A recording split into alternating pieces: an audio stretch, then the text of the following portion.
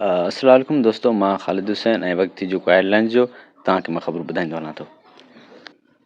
अच्छा दोस्तों, पाकिस्तान हिकु अहिड़ो वाहिद मुल्क आहे जिथे कोई ॻाल्हि कंदे कंदे अचानक कोई बिजली थी अची वञे त पोइ उहे सभई चवंदा आहिनि त बंदो सच थो ॻाल्हाए। ऐं दोस्तों, कॾहिं कॾहिं मां इहो सोचंदो आहियां त छा डॉक्टर बि इहो ई सोचंदा हूंदा त या अल्लाह पाक हिन दफ़ो ज़्यादा मरीज़ आणजाए ताकी ज़्यादा रोज़ी थिए। ऐं दोस्तों, पाकिस्तान जा कुझु अहिड़े क़िस्म जा माण्हू रहनि था जे ज़्यादा गर्मी थी वञे त पोइ वापडारे खे गारियूं ॾींदा आहिनि, जे ज़्यादा सर्दी थी वञे त पोइ सुई गैस वारनि खे, जे मौसम नॉर्मल थी थो वञे पोइ मच्छरनि खे गारियूं ॾींदा आहिनि। ऐं दोस्तों, ॿिए मुल्क में कंहिंजो मङणी थींदी आहे त उते मुंडियूं पाराईंदा आहिनि हिक ॿिए खे, ऐं असांजे मुल्क में कंहिंजो मङणो थिए थो त पोइ सॼी ॼञ वेंदी होॾे, सवाइ उनजे जंहिंजो मङणो थींदो उहो घर जी चौकीदारी कंदो आहे। ऐं असांजे पाकिस्तान में कंहिं बि वांदे छोकिरे खे पुछा कर त कमु छो नथो करे त चवंदो आहे मां ते तावीज़ थियल आहे। ऐं दोस्तों, असांजो वाहिद मुल्क आहे पाकिस्तान जिथे कोई ॻाल्हाईंदे ॻाल्हाईंदे फ़ोन कट थी वञे त पोइ चवंदा आहिनि हा रस्ते में हूंदो न, पुॼण वारो हूंदो। ऐं दोस्तों, ॿिए मुल्क में कंहिंजी चोरी थी वञे त पोइ उहो सबूत ॻोल्हींदा आहिनि, ऐं असांजे मुल्क में इहो छोरो खिले थो पक इन ई खयो हूंदो।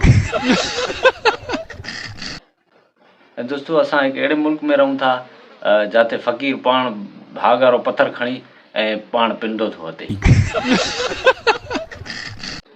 ऐं दोस्तों, अॼुकल्ह जा छोकिरा पंहिंजे टीचरनि जा व्हाट्सअप नंबर ते बाक़ाइदा राब्तनि में लॻा पिया आहिनि, ऐं असांजे दौर में असां बाज़ार में किथे टीचर खे ॾिसी रस्तो मटाईंदा हुआसीं। दोस्तों, पैसे जे लाइ नौकिरी खपे ऐं नौकिरी जे लाइ पैसा, ऐं कारोबार जे लाइ तजुर्बो खपे ऐं तजुर्बे जे लाइ कारोबार।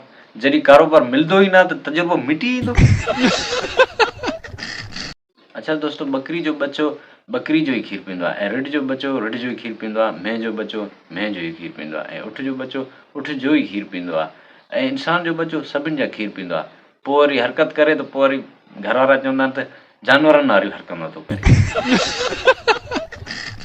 ऐं दोस्तों, असांजे मुल्क में अगरि टमाटर महांगा थी वञनि था त पोइ माण्हू चवंदा आहिनि त यार टमाटर खाइणु सही न आहे, पथरी ॾींदा आहिनि, ऐं जेकॾहिं सस्ता थी था वञनि पोइ चवंदा न न सही आहे, रतो वधाइण जे लाइ सही आहे टमाटर वठूं, पोइ हेॾियूं हेॾियूं थैलियूं भरायूं था वञनि।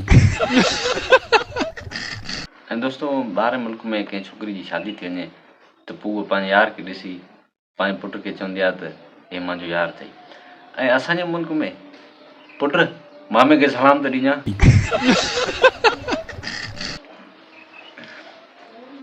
अच्छा दोस्तों, अगरि मुंहिंजो वीडियो तव्हांखे वणियो त महिरबानी करे लाइक कयो, शेयर कयो, कमेंट बि कयो, फॉलो बि करे छॾियो, भला सभु कुझु कयो, वॾी महिरबानी।